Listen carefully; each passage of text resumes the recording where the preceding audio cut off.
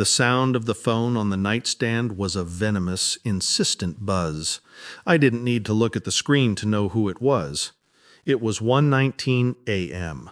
The only people who message you at 1:19 a.m. are those in the throes of either passion or panic. With George Wilson, it was always panic. I let it buzz a second time before swiping the screen to life. The lock screen preview was a block of text, stark white against the dark interface. George Wilson, 1:19 a.m. Charlie, answer your phone. We have a serious problem. The final server migration failed. Need $20K for the emergency enterprise cloud package now, or we lose everything. Everything. Wire it now. This is on you if it collapses. A year ago, a message like that would have sent a jolt of ice through my veins. I would have been scrambling for my laptop, heart hammering against my ribs, convinced the sky was falling. But George had cried wolf with the blowtorch one too many times. I read the message, felt the familiar phantom ache of anxiety, and then watched it recede, like a tide going out, leaving behind only a cold, hard shoreline of resolve. I didn't reply. Instead, I set the phone face down, the single unread notification a tiny red badge of defiance. The only light in my small apartment came from the dual monitors on my desk, their glow casting long, dancing shadows across the room. On one screen, a folder sat open. Its name was simple: Project Aegis.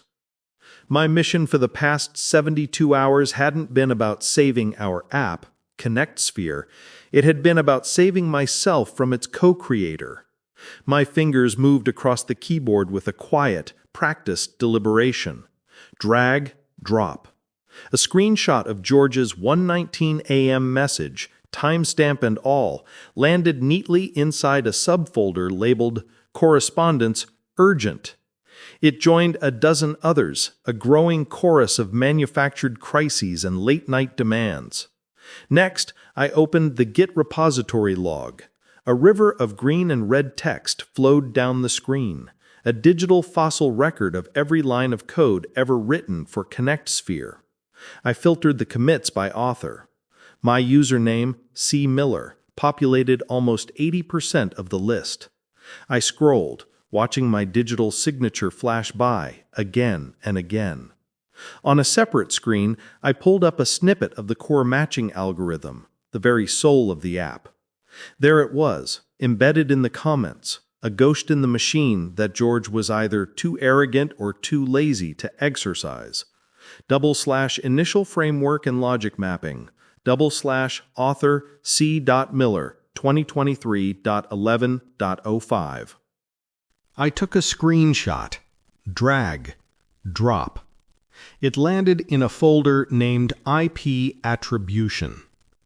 Beside it were the original incorporation documents from a year ago, listing me as a 50% equity holder and chief technology officer.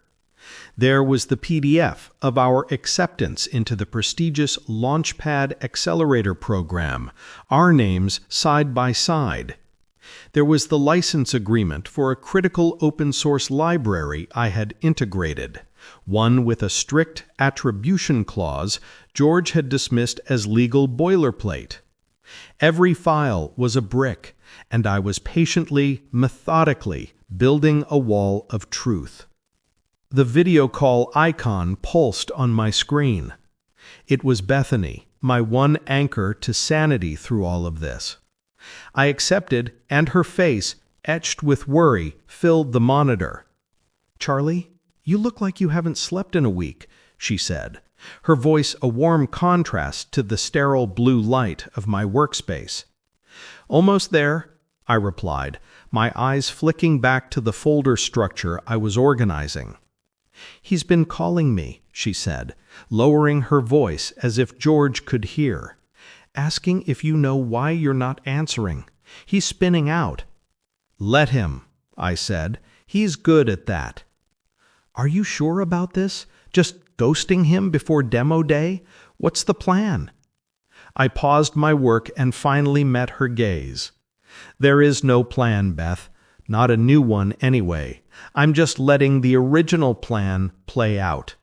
George is about to give the performance of his life. I wouldn't want to steal his spotlight."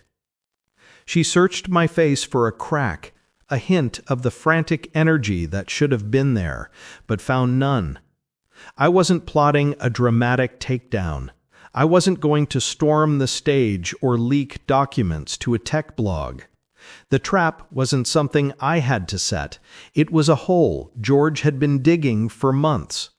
I was just refusing to help him fill it in. "I won't be there tomorrow, but I'll be watching," I told her.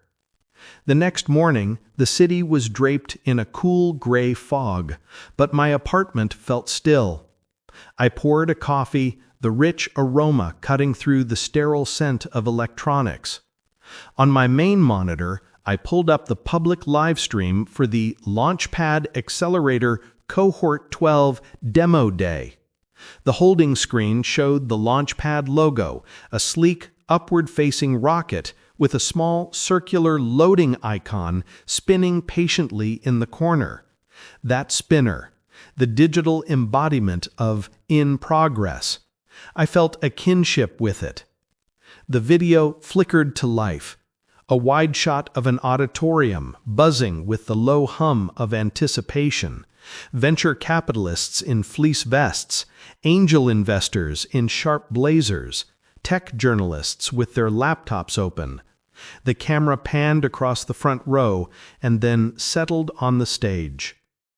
And there he was, George Wilson, striding into the spotlight.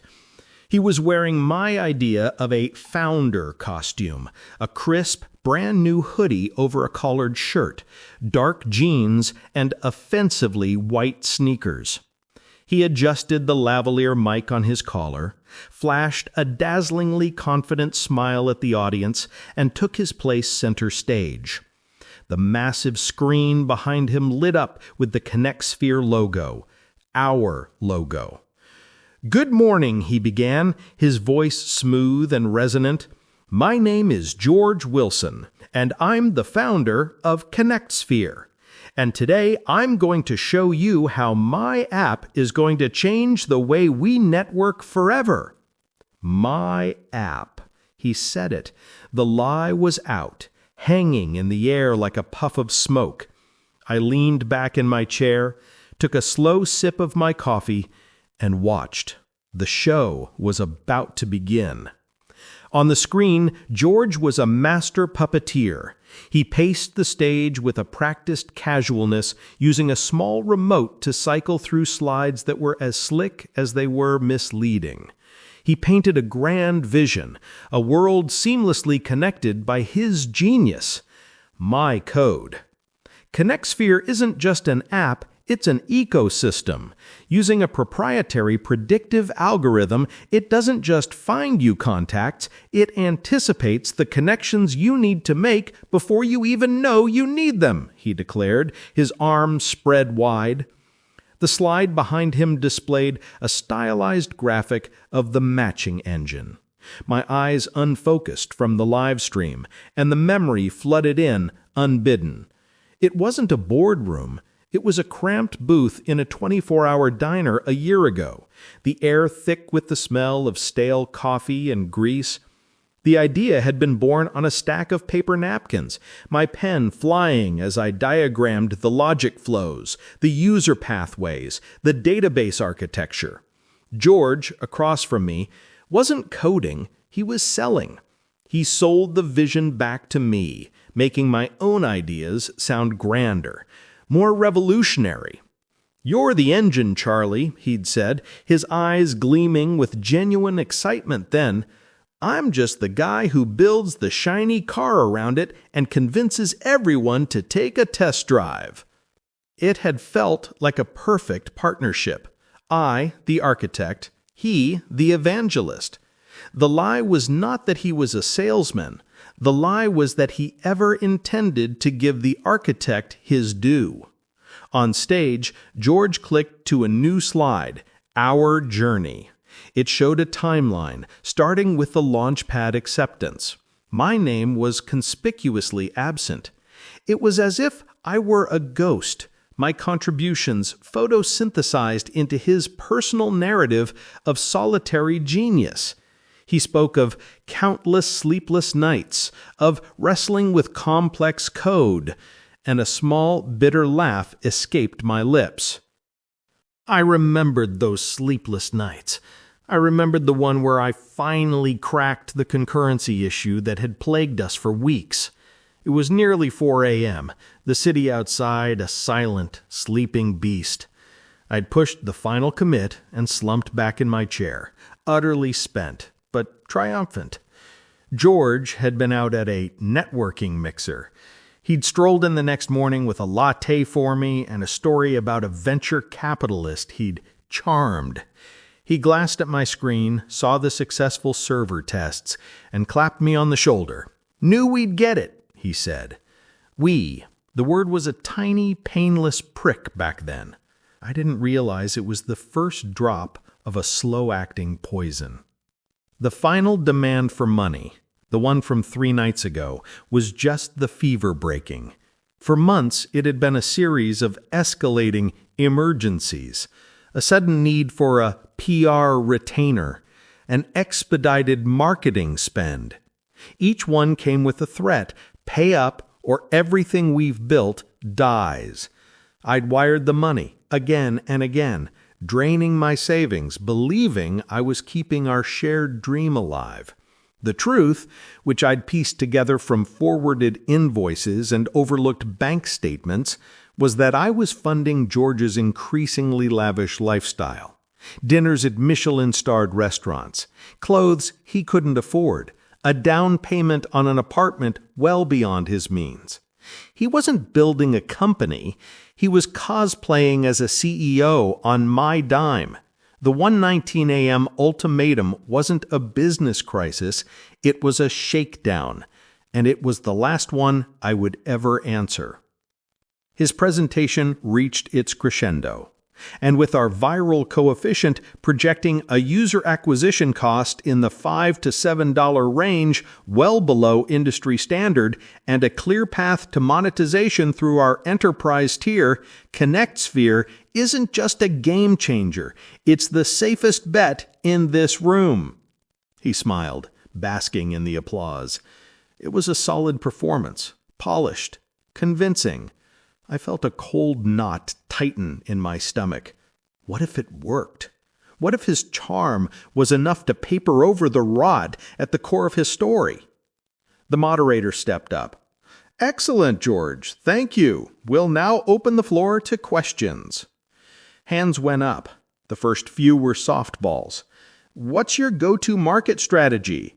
Have you modeled out the total addressable market?" George answered them with practiced ease. He was in his element. Then, a woman in the third row, center aisle, raised her hand. The camera zoomed in slightly as she stood to speak. She had a calm, penetrating gaze and held her microphone with an air of authority. Her nameplate on the live stream identified her: Sophie Johnson, partner, Horizon Ventures. A top-tier firm, the kind of investor George dreamed of landing. "George, a compelling presentation," she began, her voice even. "My team and I are impressed with the product's sophistication. We did some preliminary diligence ahead of today, looking at the public-facing code you have on your developer site." A flicker, a micro-expression of alarm on George's face before it was smoothed over with his confident mask. "Of course, we believe in transparency," he said.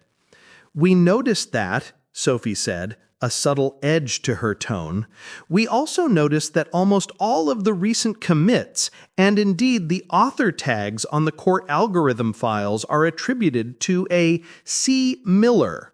Could you elaborate on their role and their current status with the company? Our thesis is built around backing strong, committed, technical founders." Silence. Not a long one, but it was heavy. It was the sound of 150 people leaning forward in their seats. George's smile was a little too wide, a little too tight. Yes, Charlie Miller, he said, the name sounding foreign in his mouth. A brilliant contract developer who helped us lay some of the early groundwork, invaluable in the initial phase. Contract developer. The phrase hit me harder than I expected. It was a dismissal, a relegation to a footnote in my own story. Sophie didn't look away. Just a contractor? The IP attribution in the code comments and the original corporate registration documents we pulled this morning list a Charles Miller as a 50% co-founder and CTO. Is that the same person? The air was sucked out of the room. The live stream camera held tight on George's face. The charming mask was gone, replaced by the pale, clammy look of a man caught in a searchlight. He opened his mouth, but no sound came out. The moderator, sensing disaster, started to step forward, but Sophie wasn't finished. Furthermore, she continued, her voice clinical now, the open source library you've integrated, GeoCore, is licensed under Apache 2.0, which requires you to preserve copyright notices and provide attribution. Your public repository and marketing materials don't include the required notice file. That's a licensing violation. If the original authors decided to enforce, or if this became part of an acquisition due diligence, it could create serious IP complications. George looked desperately toward the wings of the stage, as if hoping for a rescue. A man in a launchpad polo shirt was now speaking urgently into a walkie-talkie, his face grim. The murmuring in the audience grew from a whisper to a low roar. Another hand shut up in the front row. It was a journalist from a major tech publication, his face lit with predatory glee. On the live stream, the comments section, previously filled with praise, was now a waterfall of questions. Who is C. Miller? IP fraud at demo day. Launchpad fail. My phone buzzed. It was Bethany. Oh my God, Charlie, are you seeing this? I was. I was seeing a man not being attacked, but simply being consumed by the weight of his own shortcuts. He hadn't just cut me out of the company, he'd cut out the boring, tedious, essential work of building a company honestly. The paperwork, the legal reviews, the simple act of giving credit where it was due. He'd built a beautiful car, but he'd forgotten to screw the wheels on. And now, at top speed, on the biggest stage of his life, they were starting to wobble. The moderator finally stepped in, placing a hand on George's shoulder. Thank you, George. We're out of time for this presentation. It was a clinical, brutal mercy. George stumbled off stage, not to applause, but to the electric hum of a scandal unfolding in real time. The live stream didn't cut away. It followed him as he was met by two stern-faced launchpad directors. The camera was merciless. My own mission hadn't been revenge. It had been preservation. I hadn't needed to leak the documents in my Project Aegis folder. I just needed to have them ready. The truth, it turned out, didn't need my help to get out. It just needed a small, persistent question from someone who knew what to look for. My gaze drifted to my second monitor, where my email was open. A new message had just arrived, its subject line simple and direct. From Sophie Johnson. Subject, ConnectSphere. The body of the email was short. Mr. Miller, I believe you're the person I actually need to speak with. Are you available for a call this afternoon?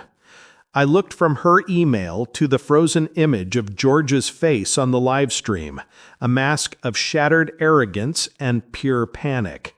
The victory I expected to feel wasn't there. In its place was a quiet, cold clarity. The story wasn't over. My choice wasn't about whether to tear him down. It was about what I was going to build now that he had cleared the site for me. The call from Sophie Johnson was a lifeline, but it wasn't the one I answered first. For 3 hours after the live stream cut to a frantic technical difficulties screen, my phone became a lightning rod. Texts from Bethany, unknown numbers that were probably journalists, notifications from LinkedIn as my profile views spiked, and George, every 10 minutes, like clockwork. Calls that went to voicemail, texts that devolved from demands to bargaining to incoherent rage. Pick up the phone now! You set me up! You sabotaged me! Charlie, please, we can fix this. Just call me back. They're circling me like sharks. Answer! I'm coming over. That last message came at 4:47 p.m. I'd been watching the fallout unfold on Twitter, watching the clip of Sophie's questions get shared and reshared, each iteration adding a more brutal commentary. George wasn't dealing with the accelerator directors or the investors because there was nothing left to deal with. They'd already made their decision. I was the only card he had left to play. I didn't have to wait long. The sound of someone pounding on my apartment door echoed through the quiet space. "Charlie, I know you're in there. Open the door." I walked to the door, my heart a low, steady drum. My hand was not trembling as I turned the deadbolt. When I pulled the door open, the man standing there was not the polished founder from the stage. This was the 1:19 a.m. George. His face was blotchy and pale, the expensive hoodie was rumpled, and his eyes were wild with a cornered animal desperation. "You," he hissed, pushing his way past me into the apartment. He stopped in the middle of the room, his gaze falling on my dual-monitor setup. On one screen was Sophie Johnson's email. On the other, the Project Aegis folder, its neat subdirectories a testament to my quiet diligence. "You did this," he accused, pointing a shaking finger at the screen. "You fed them this information. You torpedoed me." I closed the door gently and turned to face him, leaning against it. "I didn't have to," I said, my voice calm. "You did it all yourself, George." "What are you talking about? I had them. They were ready to write a check, a big one. We would have been set." "There is no we," I stated, the words like chips of ice. "You made that clear. I was a contract developer, remember? Just some hired help who wrote the early groundwork." His face contorted, a flash of shame warring with his rage. "I had to say that. It's business, Charlie. It's about the story. The lone genius founder, the singular vision, that's what they invest in." "They invest in strong technical founders, George. That's what Sophie Johnson said. They invest in companies with clean IP. They invest in people who don't lie about who built the damn product." He ran his hands through his hair, pacing the small space between my desk and the couch. "We could have cleaned it up later. We'd get the money. I'd cut you a check, make you whole. You always get bogged down in the details, the attribution clauses, the paperwork. You don't see the big picture." "The details are the picture, George," I countered, pushing off the door and taking a step toward him.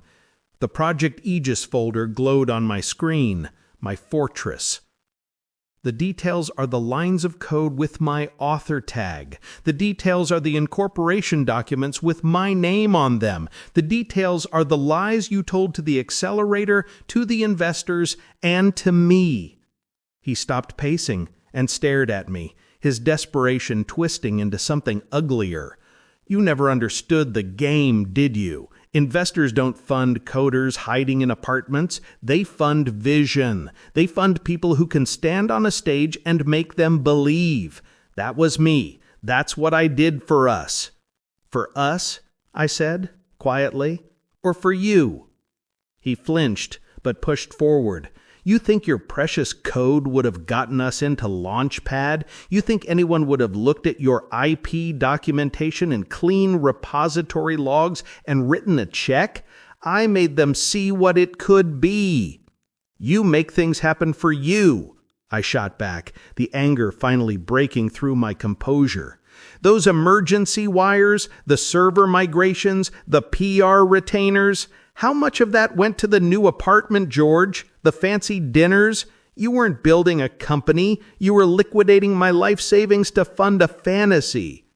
For the first time, he was speechless. The accusation hung in the air, undeniable. I saw it in his eyes, the flicker of guilt, the frantic search for another lie.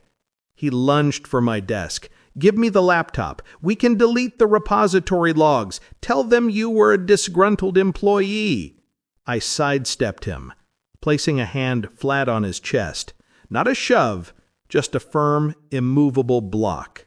He stumbled back, surprised by the resistance. The scrawny coder he'd dismissed for months was standing his ground. "It's over, George," I said, my voice dropping. "It's not in the laptop. It's on public record. It's in the cloud. It's in their due diligence folders. You can't delete the truth." The fight drained out of him, replaced by a terrifying, hollow emptiness. He slumped onto the edge of my couch, burying his face in his hands. The sound he made was a choked, guttural sob of pure defeat. All the charisma, the confidence, the charm, it was all stripped away, leaving a pathetic, grasping man who had flown too close to the sun on wings made of my work and my money. This was the moment, the climax, my choice. I could have opened the Project Aegis folder and read him the Riot Act, detailed every single lie, every dollar he'd stolen. I could have called the police. I could have recorded his confession. I had the power to utterly destroy what was left of him. But looking at him, a broken man in the ruins of a world he'd built from deceit, I realized the most powerful thing I could do was nothing at all. The karma wasn't mine to deliver. It had already arrived. He wasn't my problem to solve anymore. I walked back to my desk, picked up my phone, and calmly typed a reply to Sophie Johnson. "Good afternoon, Sophie. Yes, I am. I'm free now, if that works." I didn't look at George. I didn't say another word to him. I put in my earbuds, clicked the call button on her contact information, and turned my chair to face the window, away from him. The ultimate dismissal. "Sophie, hi, this is Charlie Miller. Yes, thanks for reaching out. I'm happy to clarify a few things," I said, my voice steady. I heard a muffled sound behind me, then the sound of my apartment door opening and closing softly. When I finally glanced back over my shoulder, he was gone. The only evidence he'd ever been there was the slight indentation on the couch cushion, an echo of a collapsed dream. On my screen, the Project Aegis folder sat, unopened. 3 weeks later, I stood in a conference room that cost more per hour than my monthly rent. The view from the 34th floor was staggering, a panoramic vista of the city's steel and glass canyons under a crisp autumn blue sky.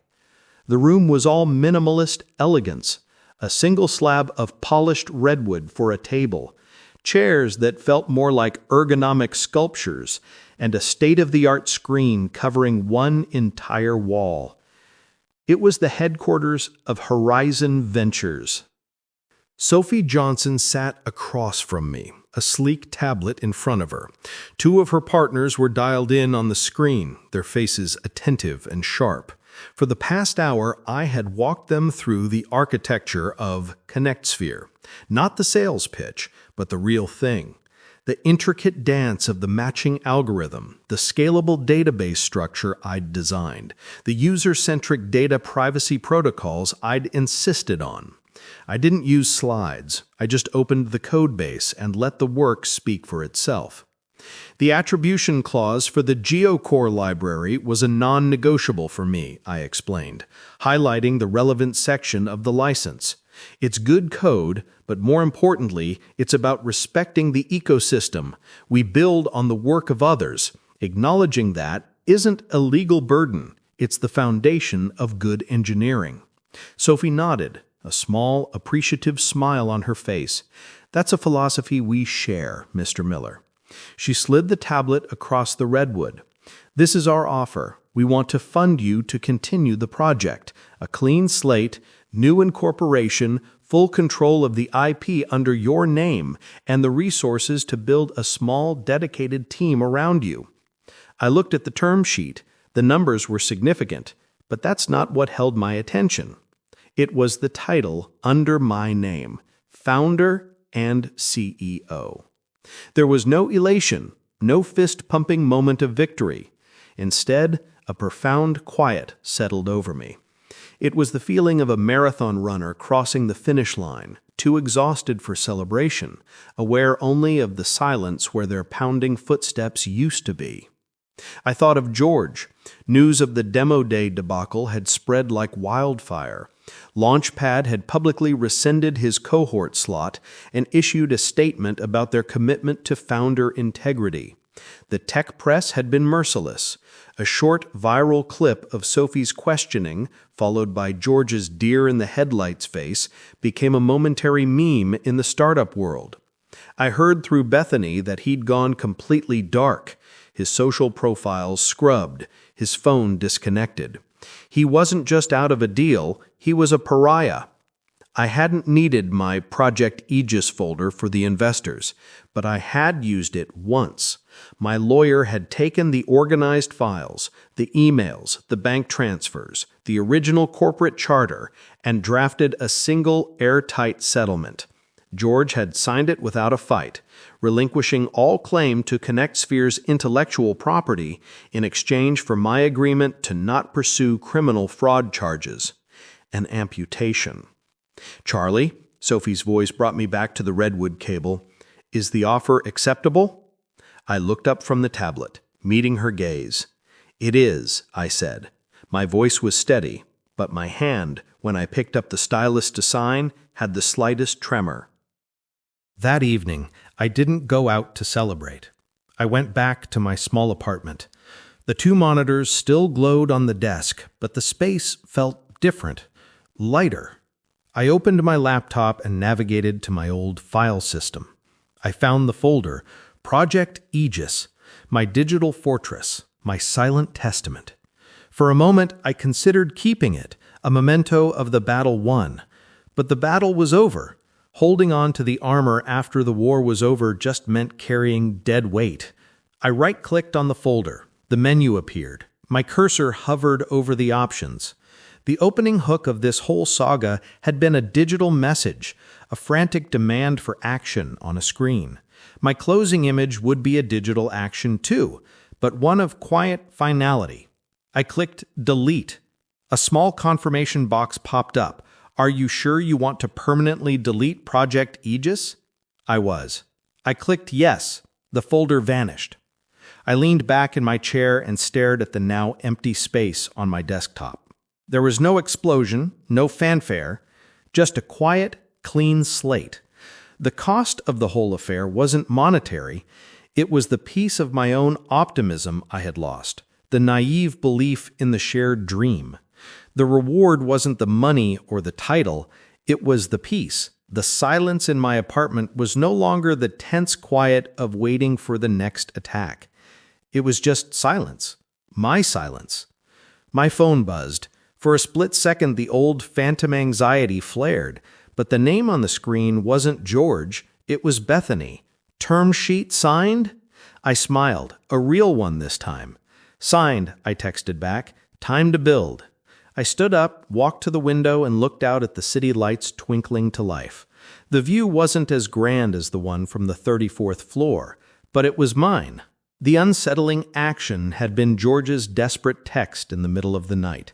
The echo was this: the profound stillness of an empty inbox, a clean desktop, and a future that was, for the first time in a very long time, entirely my own to write.